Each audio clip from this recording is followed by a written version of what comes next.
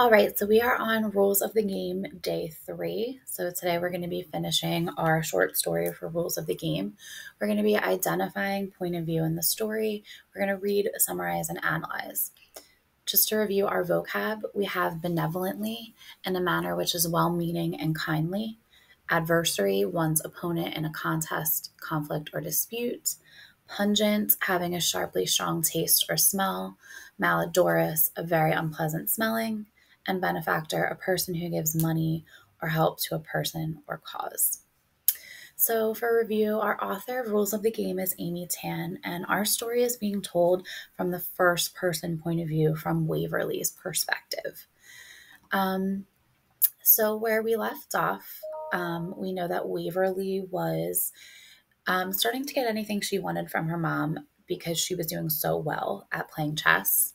So we know that she was able to get her own room. She didn't have to finish her dinner if she didn't want to. And she was also able to tell her mom to go away when she was saying that she was like practicing or strategizing. But there's one thing she couldn't avoid, which was a shopping day to the market with her mom on Saturdays. So there was one duty I couldn't avoid. I had to accompany my mother on Saturday market days when I had no tournament to play. My mother would proudly walk with me, visiting many shops, buying very little. "This is my daughter, Waverly Jong," she said to whoever looked her way.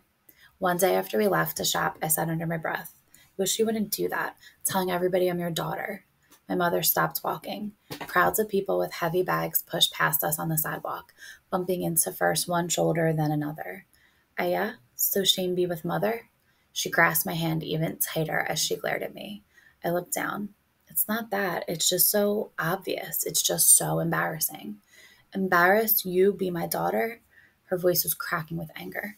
"That's not what I meant. That's not what I said. What'd you say?" I knew it was a mistake to say anything more, but I heard my voice speaking.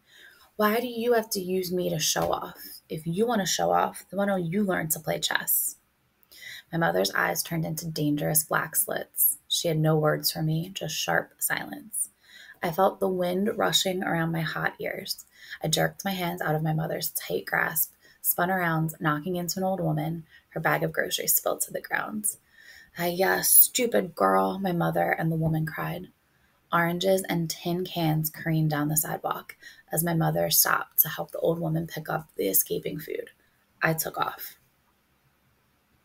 So Waverly was upset with her mom because she felt like she was like showing her off, like she was putting her on display, and it was embarrassing her.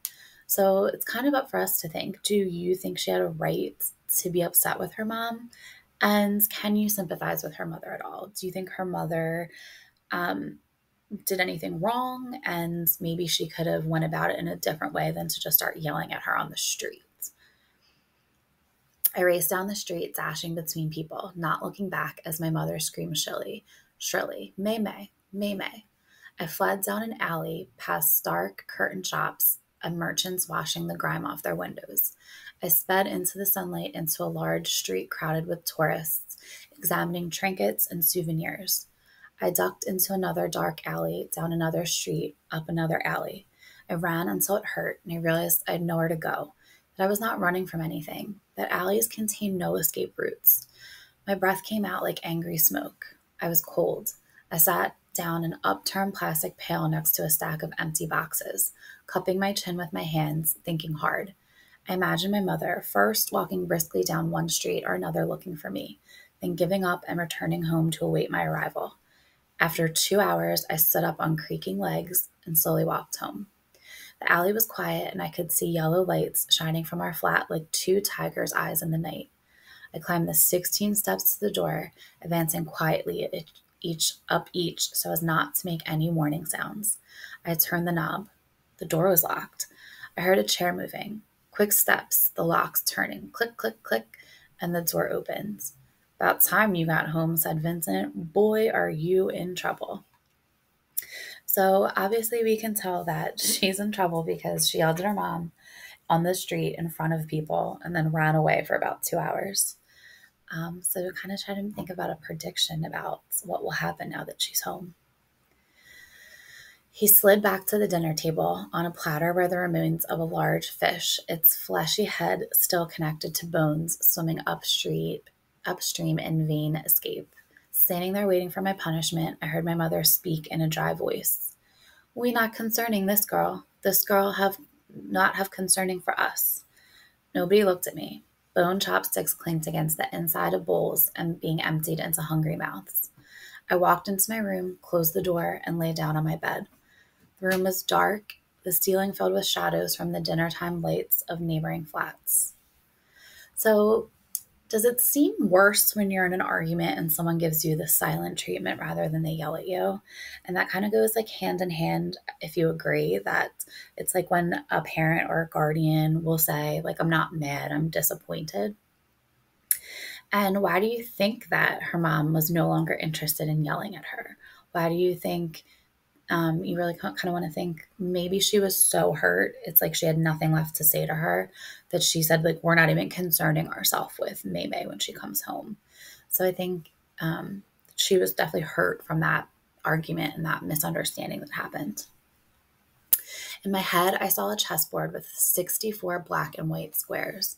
Opposite me was my opponent, two angry black slits. She wore a triumphant smile. Strongest one cannot be seen, she said. Her black men advanced across the plain, slowly marching each successive level as a single unit. My white pieces screamed as they scurried and fell off the board, one by one. As her men drew closer to my edge, I felt myself growing light. I rose up into the air and flew out the window, higher and higher above the alley over the tops of tiled roofs, where I was gathered up by the wind and pushed up toward the night sky until everything below me disappeared and I was alone. I closed my eyes and pondered my next move. So, Amy Tan does not end this story with a definitive ending. Her story does not tell us how to resolve this complicated dilemma. It only shows us what it's like to be trapped within it.